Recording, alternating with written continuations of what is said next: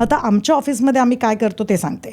नेहमी कोणी असं आता मिस्टरांनी कॉल केला किंवा लेडीनी कॉल केला, मी त्यांना सांगते either it will be a Zoom or Google Meet or माझ्या ऑफिसमध्ये तुम्ही व्हिजिट करताय, please join as a couple.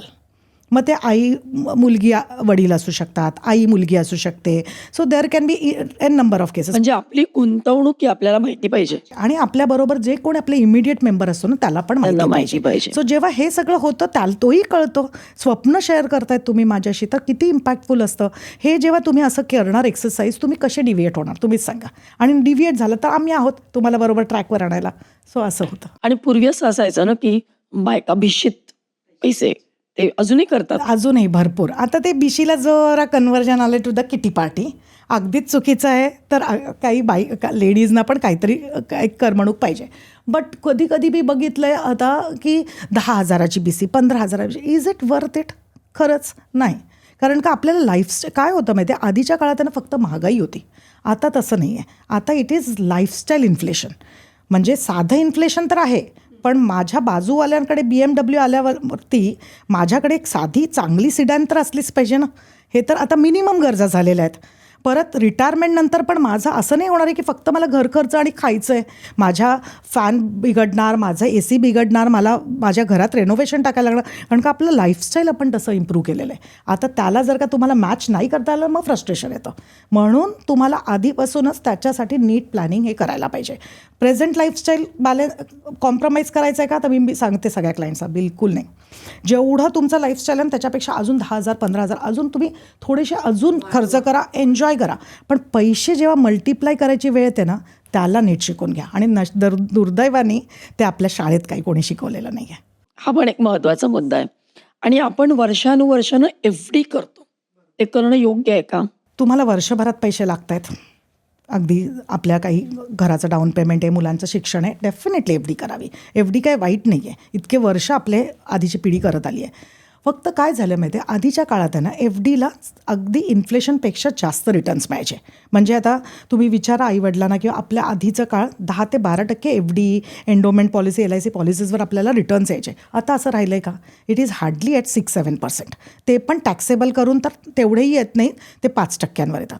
म्हणजे आता अगदीच एक्झाम्पल घ्यायचं झालं, समजा कोणीतरी 10 लाख आहेत आणि त्याची FD केली तर ती 10 वर्षांनी that will be only double. म्हणजे 19-20 लाख डिपेंडिंग ऑन 6-7% रिटर्न्स. त्याच्यावर टॅक्सेशन ते तर आपण धरलंच नाही. हेच जर का आता म्युच्युअल फंड्समध्ये त्यांनी इन्व्हेस्ट केली, हायब्रिड फंड्समध्ये पण, आणि आपण 12%चं ॲझम्पशन घेतलं समजा, तर ते किती होणार आहेत माहिती आहे? एक्झॅक्टली त्याच्या दुप्पट, म्हणजे 30 लाख. सो आता इथे जेव्हा 10चे फक्त 20 होत आहेत, आपल्याला म्युच्युअल फंडनी ते पॉसिबिलिटी आहे, if at all you get a return of 12%, ते 30 लाख होण्याचे. आता एक्झाम्पलच जायचं झालं, आपण 10 लाखाचं एक्झाम्पल, कारण का आपल्याला सोपं पडणार आहे. सो 10 लाखाचं विड्रॉल घेतो आहे आम्ही. म्हणतो की 10 लाखावर अंदाजे 6 ते 6,500, 6,000 is a ideal figure at somewhere 8% जर का काढतो आहे. म्हणजे 10 वर्षात आपण किती काढलेले असतील? 7,20,000. महिन्याला 6,000 गुणिले 12, 72,000 मल्टिप्लाय बाय 10, 7,20,000. आता ते 10 लाखाची किंमत काय झाली असेल माहिती आहे? जरी साधं 12% कॅल्क्युलेशन केलं नाही तरी पण त्या अमाऊंटची 10 लाखाचे 17 लाख रुपये झाले असतील. आता सांगा, नुसते त्या अकाउंटला आपण ठेवणार. मी जर का सांगितलं कोणाला, तुम्हालाही, की तुमची 500ची नोट फेकून द्या, तुम्ही काय म्हणणार? काय मूर्ख आहे काही बाई, का अशी मला 500ची नोट फेकायला सांगते? काय करतोय आपण रोज? हेच करतोय ना, की literally we don't value the money. म्हणजे जर का त्याच्यावर 1,000, 200, 300 जर का मिळत असतील आणि माझा मुलाचा बर्गर किंवा पिझ्झा सुटला तर का नको? मी लोकांना विचारते. आपल्याला ना हे जमत नाही आहे कॅल्क्युलेशन. ह्याच्यात तुम्ही दुसऱ्या कम्युनिटीज बघा, त्या कुठे किती ह्याच्यावर आहेत. तर तसं लक्षात आलं पाहिजे की आपल्याला मल्टिप्लिकेशन पैशांची जमली पाहिजे. आणि आपल्याला ते नसेल जमत ना तर नक्कीच आमची मदत घ्या. पण म्युच्युअल फंड म्हणजे नक्की काय असतं आणि ग्रोथ कशी होते त्याची? बरं, म्युच्युअल फंड म्हणजे अगदी सोप्या भाषेत समजवते.